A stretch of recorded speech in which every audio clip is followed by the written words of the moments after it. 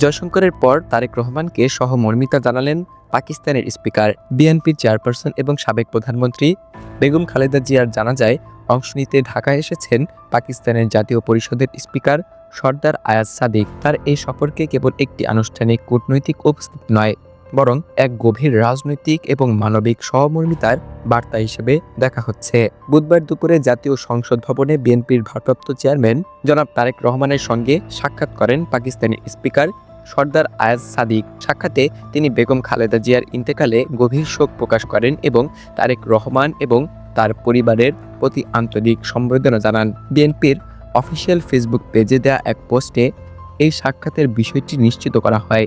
দলটির পক্ষ থেকে জানানো হয়, এই সাক্ষাৎ ছিল সৌজন্য এবং সহমর্মিতামূলক, যেখানে বেগম খালেদা জিয়ার রাজনৈতিক সংগ্রাম এবং অবদান শ্রদ্ধার সঙ্গে স্মরণ করা হয়। সাক্ষাৎকালে তারেক রহমানের কন্যা ব্যারিস্টার জাইমা রহমান উপস্থিত ছিলেন।